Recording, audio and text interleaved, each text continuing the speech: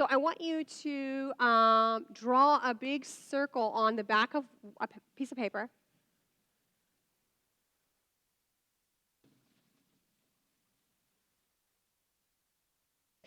And I hope that you know someone that lives in poverty. I hope that you do. If you don't, you're missing out on some rich, rich friendships. Most of mine and John's friends live in poverty, and we generally almost now prefer that culture to our own because we've been involved in it so much. So today, I hope that you won't hear me say negative things about those in poverty. I hope you'll hear my fierce bias towards the middle class. No, I'm totally kidding.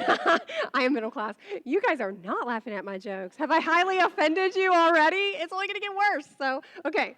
Maybe York is quiet. Is that true? Okay. Oh, no. Okay.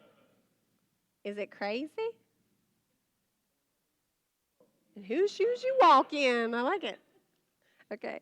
All right. So I want you to think of someone that you know and you like that lives in generational poverty. So hopefully you know someone that you know and like that lives in generational poverty. And I want you to think about what do they deal with in 24 hours? What are kind of the pieces of their day? And you can just shout them out. Okay? Their kids, their family? Okay?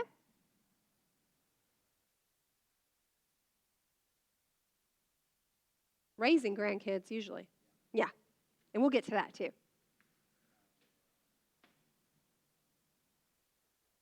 Okay, yeah.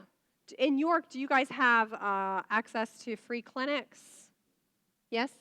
Okay, mobile clinics, OBGYN, all that good stuff? Oh, good. Dentist? Free dentist clinic? Great. Okay, good. Okay, so healthcare, insurance, all that good stuff. What else? Money, right? Okay. What else do they deal with in 24 hours?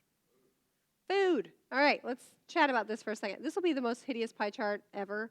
So if you're a mathematician, go ahead and close your eyes. Okay, so food. Let's talk about food for a second. Those living in poverty, and I don't know how it is here in your town, but majority of people living in poverty have food stamps. Unless, even some homeless people have food stamps as well. But so food stamps, people generally buy as much processed food as they can because their food stamps will go further. So this fresh fruits, vegetables, things like that usually go to the back end of the burner.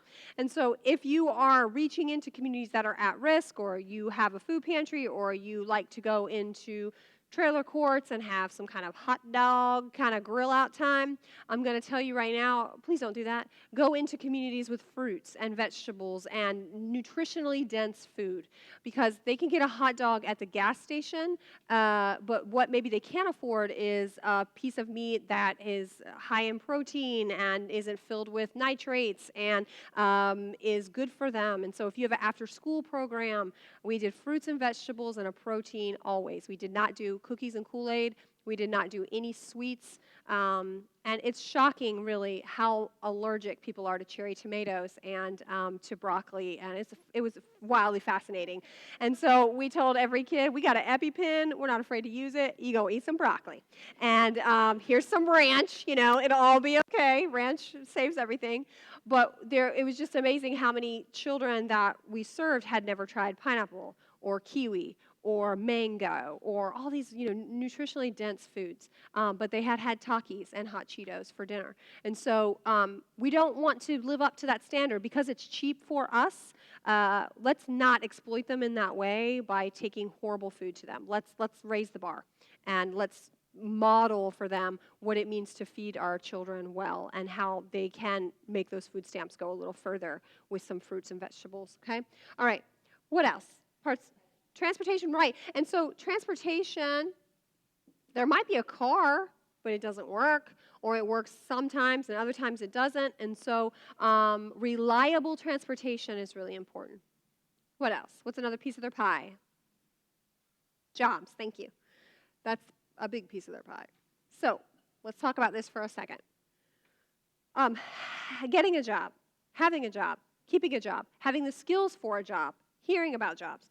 if you want to move people out of poverty, you want to help support them, we first think of jobs, right? And so a step before jobs would be this idea that's so middle class, and it's this idea of social capital. The idea that I got my job because I know you, and you told me that they were hiring down where you work. And I don't know how many people in this room got jobs because they knew someone, but that is really the way many people network and get jobs. Well, think for a second about people in poverty. They only know people in poverty.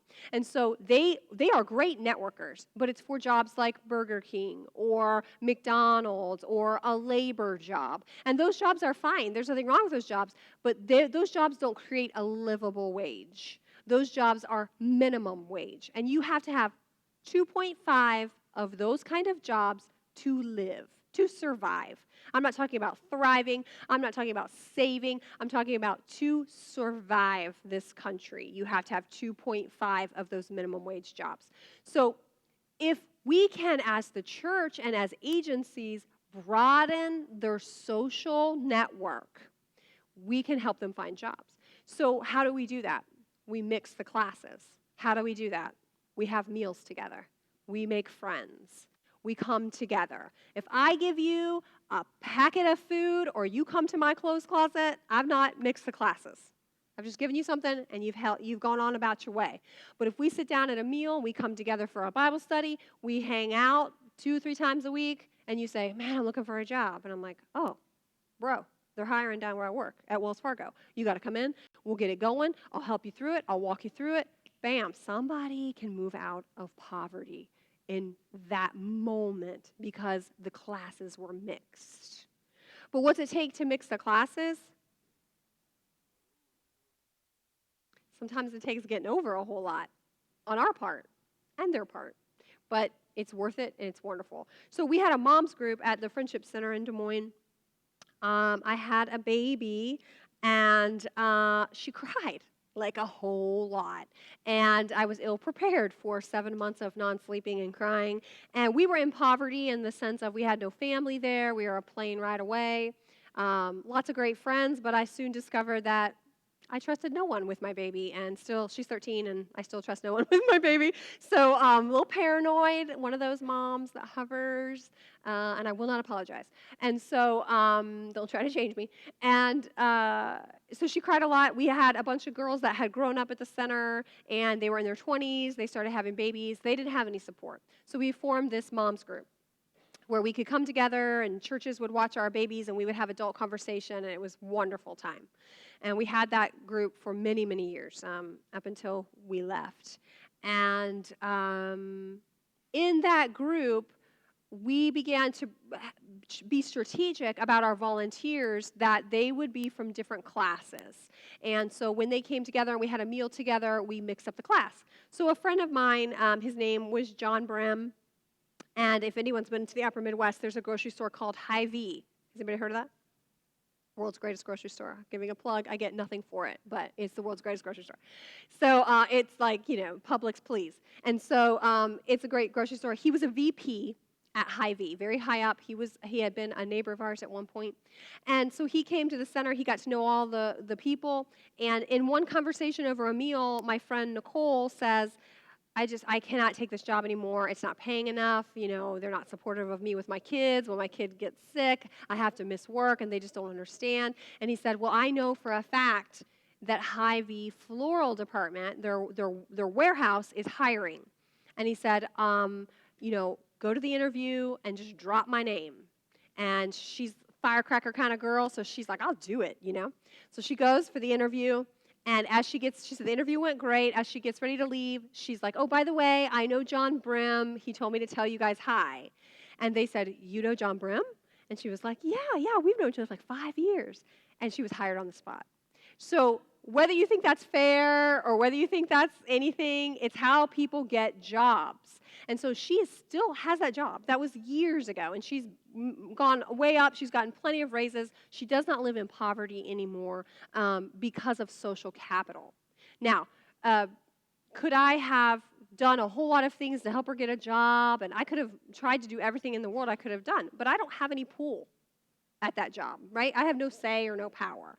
And so we can build people's social capital by mixing the classes. It's a wonderful way to begin to help people move out of poverty, okay? What else in this pie? Entertainment, yes, and we will spend some time talking about that, but that is a big piece of the puzzle. What else? Somebody said something. Did I hear education? Somebody say education. Okay, yeah.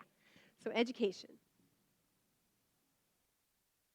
The systems. I think we can also just put systems here because education is a system. So is the judicial system, the prison system, seeing people, the healthcare system. All those systems are so middle class, and we've already discussed that a little bit.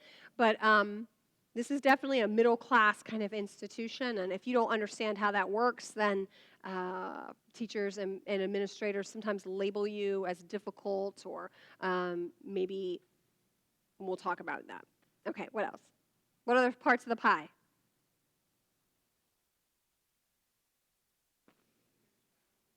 Okay, yeah, definitely.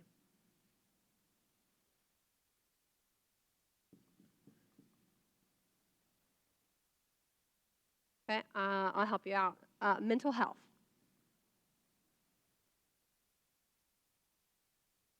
Anything else?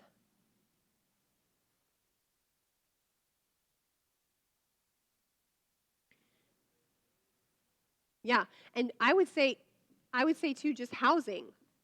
Finding adequate, affordable housing. And so I don't know about York. I don't know if you guys have affordable, adequate housing. You might have low-income housing that you wouldn't want your pet living in, but it's probably not that affordable, and it might be run by a slumlord. I don't know.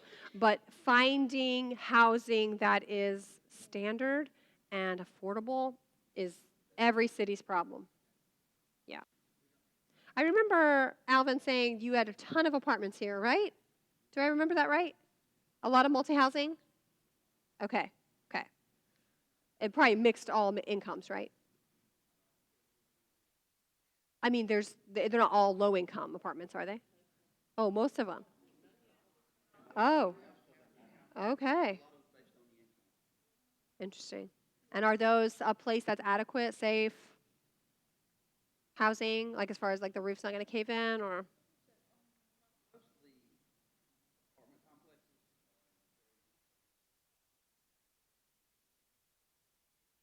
just old?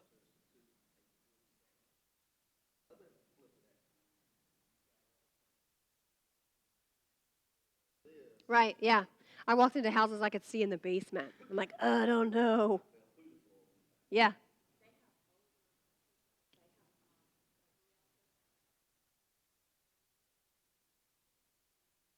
low-income seniors. Mm.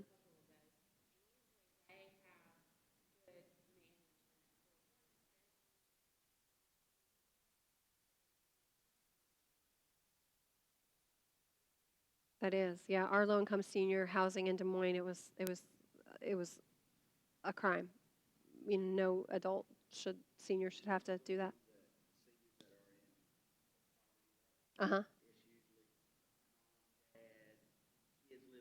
Right, right. Multifamily. Yep, all generations. And you get into other cultures too, and that's really typical as well. Yeah. Okay, so this is the pie. This is the very chaotic pie. So in 24 hours, people are dealing with all these things: housing, childcare, food, um, mental health issues, bills, and the 24 hours they're dealing with this. And so some people have this bias that those that live in poverty, if they could just learn to problem solve, they could figure it out. But really, the challenge for them is that they're problem solving 24 hours a day. They really are. They just can't get above it to get perspective because the environment's so unstable. And so, in 24 hours, um, people are living in a chaotic environment, and this goes on for generations. So, your grandma lived in chaos, your mom lived in chaos, you now have your own children, and chaos is just normal. And so, what this does to your adrenal system, your mental health, your body, it's tremendous. And so, there's a great comparison between post-traumatic stress disorder and the trauma of living in poverty. And so as you deal with those living in poverty, keep in mind they could be have had many traumatic experiences just because they live in poverty. Not to mention probably the abuse that they've seen. Children see many sexual things early. People are treated poorly. They don't have what they need, their basic needs. And so that is trauma. So if you know anything about trauma, you know that it can fully encompass the brain. So you can have lack of concentration. You can start something and stop it. You can have a lot of anxiety, a lot of trouble being somewhere. So just be mindful of that when you encounter someone living in poverty, whether they acknowledge it or not, they have been traumatized. And just the sheer fact that they live in poverty, not to mention all the other vulnerable places of their life. And so please keep that in mind and have compassion for that. So this is this idea of tyranny of the moment, and this is a Ruby Payne idea, and it's what we'll kind of work off the rest of the morning. So it is called tyranny of the moment. And so that person that you pictured, that you know and like, that lives in poverty, you may have thought to yourself, if you're honest, you may have thought to yourself, that person always has something going on. There's always some drama. There's always some kind of problem. And you're like, I am worn out by it, right? There can be some fatigue that comes along with serving those in poverty. And so the drama is real. And some people, even middle-class people can get addicted to drama. You know those people. I have a middle schooler. Yeah. My whole life has been drama. I cannot wait for 7th grade to be over. Like 2 days, people. We can do it. Praying for 8th grade. Yeah, that was too loud. That was too much of a laugh, you all. You're supposed to say, it's going to get better. Okay, so one more year? Okay. She's a sweet child, but it's just these girls. I want to slap them all. Yeah.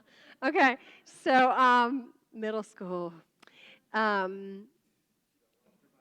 Yeah, I've lost my place because that's why I can't think, because I have girl drama. Okay, so 24-hour drama, tear of the moment. So if you think that that person that you know and love, or even the person that annoys you the most, always has something dramatic, it's because life is chaotic. All right? And what I want you to hear is, if you are a born and raised middle-class person or wealthy class person, you are not going to fully understand the trauma or the chaos. And so if you judge it, you will not be true friends with someone. So you have to have compassion for this total constant tyranny that someone is living in, okay? So 24 hours, tear of the moment. These pieces, too, it's worth saying that they're interlocking, okay? So what do I mean by that is, like, they're dominoes. So if one thing comes out, everything goes, right? So you and I, we don't really live like that. If I'm driving up here on 77 and I get a ticket. I'm a middle-class person. I get a ticket. I'm going to start crying because that's what I would do if I got pulled over. So I don't like to be in trouble. So I would start crying, and it would be hard, and I would say, great, now we got to take that out of savings or whatever. Go about my day. By the end of the week, it's probably a funny story that I'm telling coworkers. I got pulled over on 77. I started crying like a baby, right? If you are in poverty and you get pulled over, what happens to you next? Yes, so you have you have insurance, you don't have insurance, you don't have your license, you have a ticket now you have to pay. And so your car gets impounded because you don't have those things, and you were on your way to your job, and you've been late for that job like 3 times. So what happens next? Yeah, and you needed to pay rent because you're already 3 months late on rent. What happens next? You get kicked out. There's a teacher at the school that finds out you lost your job, you lost your car, you lost your housing. She's overeager. What does she do? She calls CHS. So you can lose your car, your job, your housing, your children because of a traffic stop. You and I don't live in that world. We don't lose everything because of one piece of the pie falling out. Okay? So it is traumatic to live in poverty. It is survival mode every day for generations. And if you can understand this piece of the pie, your compassion will go up and your judgment will go down. Why do people do the things they do? Why do they continually make the choices they make? Why are they so frustrating? Why this? Why that? Why are they always having problems? Because their life is very, very chaotic, and it has been for generations. And so you and I don't live in this survival mode. I don't know about you, but I usually base most of my decisions on what I want. Very rarely what I need. Like it's even beyond. It's even less than my want. It's like, it's kind of I need this. I never base my decisions on survival. We're going to die if we don't have this. That's not a daily occurrence for me. And so for those in this community that are vulnerable and at risk, that live in poverty, it's a daily occurrence to make decisions out of survival. It's a huge difference. And it's something worth noting, and it's something worth making sure your compassion is up for that. Because that's exhausting. It's an exhausting way to live. Okay, so in this 24-hour tyranny of the moment, there's no choice. If this is the way you've always lived, or you're an 8-year-old and you wake up to this, you didn't choose that. There's systems in place, there's things in place that keep people in poverty, so there's no choice. Where there's no choice, there's no power. If you don't have choice, you don't have any power. And if you don't have power, you have no future story. Okay, where there's no choice, there's no power. Where there's no power, there's no future story. Okay, so what does this mean? If you don't see yourself making choices to change anything, you feel powerless to just let things happen to you, you do not see yourself in the future. You don't see yourself accomplishing things. You don't see yourself doing what you want to do. There's literally not space in your brain to see yourself in the future, okay? So we worked with kids in our after-school program to create a future story. And we could only help them create a future story if their environment was stable. And so we provided a lot of stability kind of services for that. So to talk to a child, a 10, 11-year-old child, and say, I want you to first dedicate your future story to someone who will support you in your future. That took 30 minutes to come up with someone that would support them. Secondly, I want you to draw yourself in 10 years. What are you doing? That took weeks because no one could see themselves in 10 years. You ask a middle-class child what they want to be when they're a preschooler, and they say police officer, doctor, teacher. They already see themselves in the future because their environment is stable enough for them to dream and to think. And everyone in their whole life is thinking future. What do you want to be when you grow up? What are you going to do when you go to school? All these kind of conversations that people in poverty are just surviving. So when you're just surviving, you don't see yourself in the future. You see today. So if you only live for today, what do you participate in? What kind of behaviors are you participating in? Whatever's right there. And usually what's there is what? At-risk behaviors. So you're a girl and someone pays you some attention. You need some money and someone offers you a quick way to get some money. You want to escape, so you turn to drugs and alcohol. There's reasons for all these behaviors, and if we just say, man, there's a bunch of druggies that live over there, we're not getting it. We don't understand. And so in the moment of today, if you only live for today, you only see today, then you don't fully get consequences. Because if my child does something, I say, man, that's going to jack up your future. You think if you do this, if you fail this class right now, you're going to be able to graduate, you're going to be able to go to college you want to, future, right? Children in poverty are just like, whoo, how can we get through this day? Adults in poverty, how can I just survive today? You ask anyone in poverty, what are they thankful for? And I promise you, in 20 years, they've told me the same answer, that I woke up this morning. And that is today oriented. That is focused on this day. And so what do we say as believers? We say God loves you and he has a plan for your life. That's so future, right? And so when we began to understand this at the center, we shifted how we shared the gospel. We started with today. And how is God going to help you today? How is he going to walk with you through this tear to the moment instead of kind of focusing on, heaven or hell? Of course, we got there, but we didn't start there. We started with today because that's what people in poverty want to know. How is God going to walk with me through this? And how is he going to be present? And are you going to be present, showing the love of Christ through my daily crisis? And so that when there's no future story, there's at-risk behaviors, there's not the ability to plan, predict, see consequences. And that has huge ramifications. Okay? All right. 24-hour tune in the moment. Okay. Let's dive into culture. And then we'll take a break. So let's see. We'll take a break at 10:30. Is that cool? Everybody cool? Okay.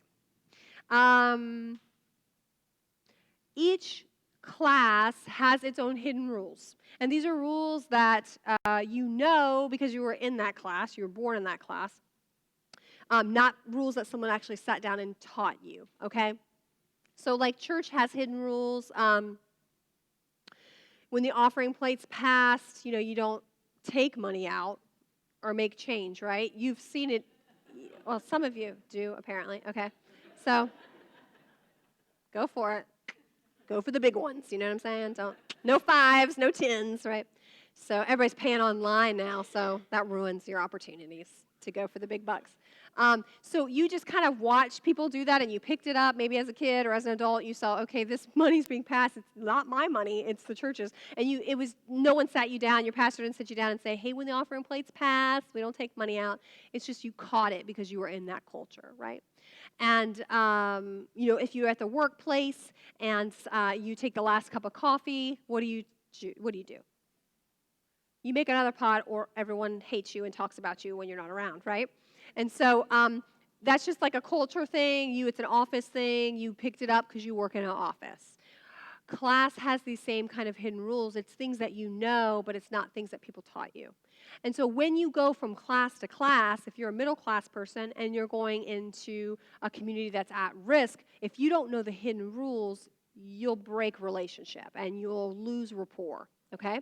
And it goes the same for those living in poverty. If we can help them understand middle class and how middle class works, we've really done something for them.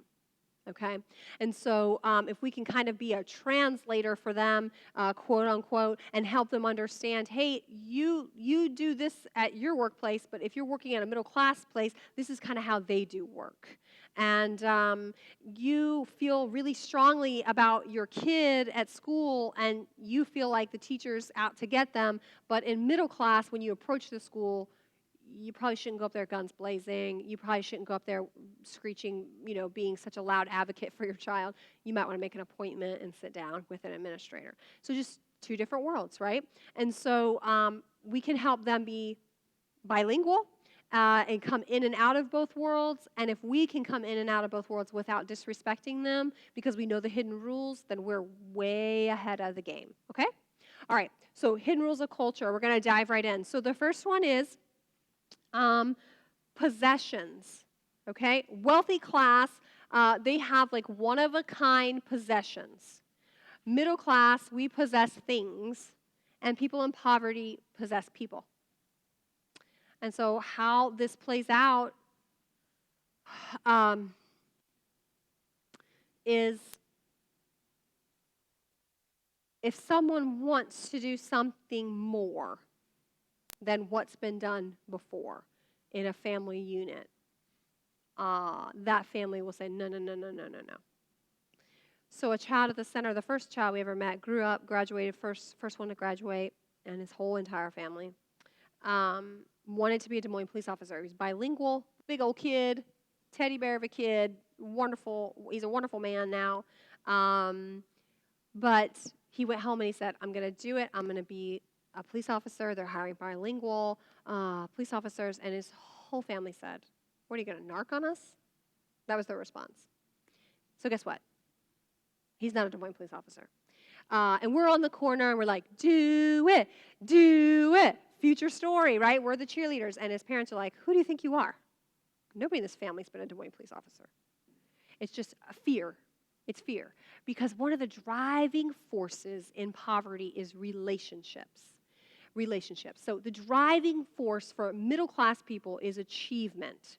So we're all concerned about where you work and what you do and where you went to college and what have you achieved in your life. And people in poverty could care less about that. They want to know, how's your mom? How's your brother? This is our family. It's the driving force, okay? So if you have these one-way exchanges with people, or you're not making time in your ministry or when you're in community with those that are in poverty to understand them and build relationships, what you're doing is not worth it. It's not worth it because that's the driving force of their culture, relationships. So people are possessions because of that driving force, but it's also really a stronghold in their culture. And middle class has strongholds, wealthy class has strongholds. Don't hear me say that people in poverty are bad or not good or everything they do is wrong, but this is one thing in the culture that drove me nuts because we would work so hard with kids and their parents would just reel them right back in. And so unless they were willing to cut all ties with their family for a short amount of time or maybe a long amount of time to go to college or to go to tech school or to go to be a police officer, they just stayed in that community and never got out. So you'll see that tension. Okay, so people are possessions. Money. This is one that we kind of get our judge's robe on and we zip it up and we feel like super snuggly in there, or at least I do. York, you guys don't seem very judgmental because no one's really like, yeah, I'm a judgy person. But you're going to hear all my judgy today, so I'll be vulnerable whether you are or not. It's all good. So when we see someone at Target or Walmart, or you can see where I shop, all those places, and they're paying for all their food with their food stamps, but they're getting movies, and they're getting Xbox games, and they're getting all this stuff, we're like, well, okay, you can buy that, but you can't buy your food. We start to judge, right? And so what I want you to hear me say is that money in poverty, the value, I got paid, the next thought is to spend it. To spend it. Why? Why the urgency? It might go away. They're living for today. Right. And guess what? People in poverty love their kids just like we do, and they want to go see the newest movie. They want their kids to have the latest game.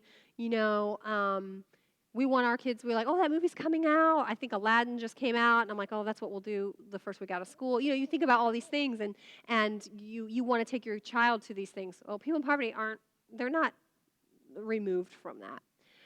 But it's this tyranny of the moment that drives that money is to be spent. And it's also generations of watching your mom get paid and watching her then, let's go to, Six Flags or whatever, let's blow it out, let's have a good time, because we don't know what tomorrow's going to bring. We're just not sure because this is a very big mess, and why don't we just escape for a little bit? We all would do that, I think, if we were honest. And middle-class people, we escape in our own ways. We go to the gym, or we plan our carnival cruise, or I don't know how you escape.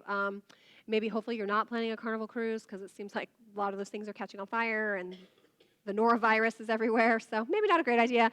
But we plan our vacations, we do kind of all these things, and people in poverty do that. It's more apparent to us because we think they should spend their money better. We make a moral kind of judgment, a value judgment on how they spend money. And the middle class really has really doesn't have a leg to stand on. I mean, we're so buried in credit, many people. And so, but that is one of the things that we make a moral judgment on is how they spend their money. Now, in relationship, if you're working with someone and they say, hey, I would love to sit down and chat with you about budget, my rule for 18 years was if you are going to open up your finances, then I'm going to open up my finances. because I'm never going to have someone come in and say, here's everything that I spend and be completely vulnerable, and I sit over there with all the answers. That's not an equal relationship. That's a helper-receiver relationship, and I'm not comfortable with that. And I don't think people in poverty are comfortable with that.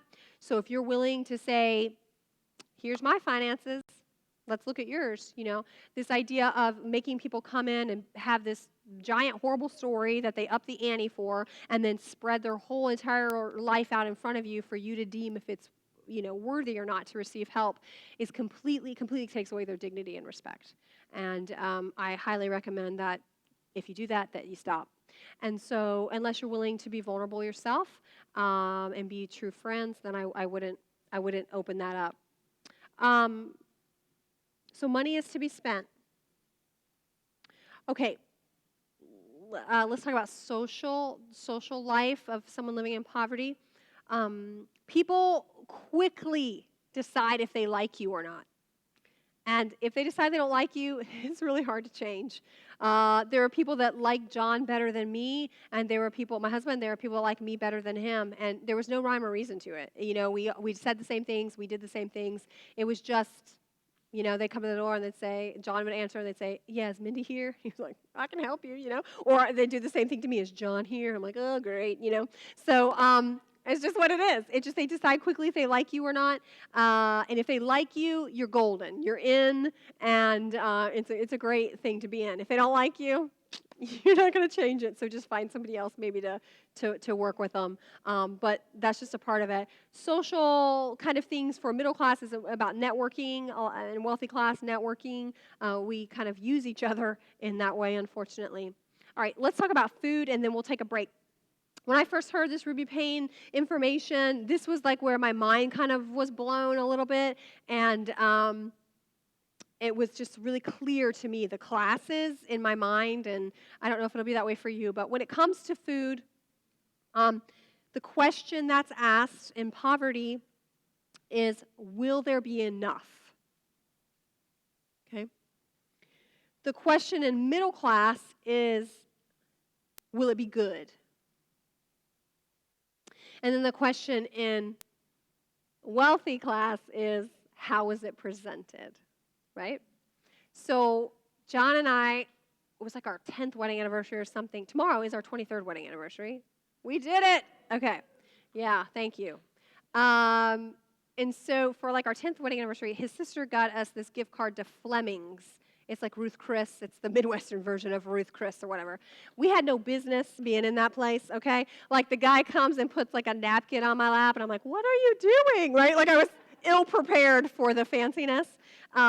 But she gave us a gift card, so we went. And it was $50 a person, and that was back in the day. And they come out with our food, and it's like a little piece of potato, right? A little piece of meat, but it was beautifully drizzled, and it was all, all this beautiful garland and just, garnish and all this stuff. And we left, and we went to McDonald's, and yeah, but we paid $100 for it, so that was great. They gave us a card, happy anniversary. I'm like, really, for $100? But that's wealthy class, right? That's what's meaningful to them. You come to my house as a middle class person, and I'm going to be like, please don't let me give you food poisoning. Let it be good, right? Because I know there'll be enough, but I'm not sure if you'll like it. But you go to someone's house in poverty, and they're worried about, will there be enough? And it's such a vast difference from where I am, because I've got Tupperware for my Tupperware. I've got a ridiculous amount of leftovers, right? And so that's something that, should be convicting, right? But then we've got this place of, will there be enough, and will we get everyone fed? And I guarantee you, if you get to know someone in poverty and your friends, and you go into their home, which I hope you do, they will always make sure you get fed first, and just kind and hospitable. And the food will always be good. That's never a question. The food will always be good.